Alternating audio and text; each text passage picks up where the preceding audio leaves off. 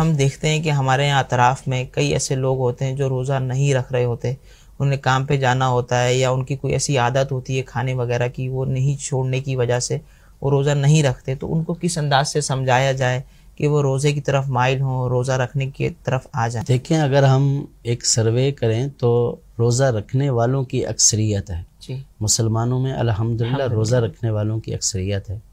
اور جو روزہ رکھتے ہیں اس کا مطلب یہ نہیں ہے کہ وہ کام نہیں کرتے ہیں، یا اس کا یہ مطلب نہیں ہے کہ ان کو بھوک نہیں لگتی ہے۔ تو لوگ کام بھی کرتے ہیں، ان کو بھوک بھی لگتی ہے، لیکن جو رکھنے والے ہیں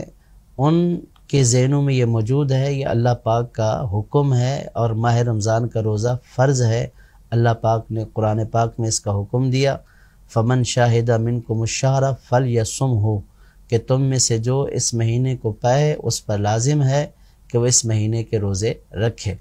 رخصت اور بیماری کی صورتیں الگ ہیں، اگر کوئی ایسی صورت نہیں ہے، نہ بیمار ہے نہ کوئی اور ایسا عذر ہے کہ جس کی وجہ سے روزہ چھوڑے، تو پھر محض کمانا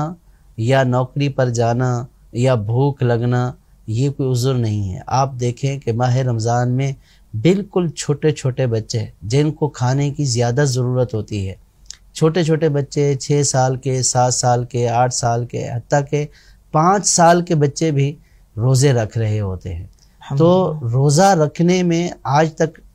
میں نے تو نہیں سنا کہ کوئی مر گیا ہو بھوک کی وجہ سے، اس نے روزہ رکھا اور بھوک کی وجہ سے مر گیا ہو، ایسا نہیں ہے۔ جب 5 سال کا بچہ جس کو غذا کی زیادہ ضرورت ہے اور اس کی ایکٹیویٹی بھی زیادہ ہوتی ہے عام فرد کے مقابلے میں، دوڑتا ہے، بھاگتا ہے گھر میں، تو جب وہ روزہ رکھ لیتا ہے تو اب اگر کوئی بالغ شخص، صحت مند، تندرست آدمی یہ عذر کرے کہ میں کھائے بغیر نہیں رہ سکتا ہوں، تو یہ بظاہر سمجھ میں آنے والی بات نہیں ہے۔ تو لہٰذا جو اس طرح روزہ نہ رکھے، اس کو جو اس کے دوست احباب ہیں، گھر والے ہیں، اس کو نیکی کی دعوت دیں، اس برائی سے منع کریں، اس کو سمجھائیں کہ آپ رکھیں، انشاءاللہ آپ کو کچھ بھی نہیں ہوگا۔ اور اگر خدا نہ خواستہ ایسی بھوک آپ کے اوپر ہو گئی کہ جس کی وجہ سے آپ کی کنڈیشن بالکل خراب ہو گئی، تو شریعت نے یہ بھی اجازت دی ہے کہ ایسی کنڈیشن میں روزہ توڑا جا سکتا ہے، بعد میں اس کی قضا کر لے۔ اگر ایسی کوئی ایمرجنسی کی صورت آ گئی تو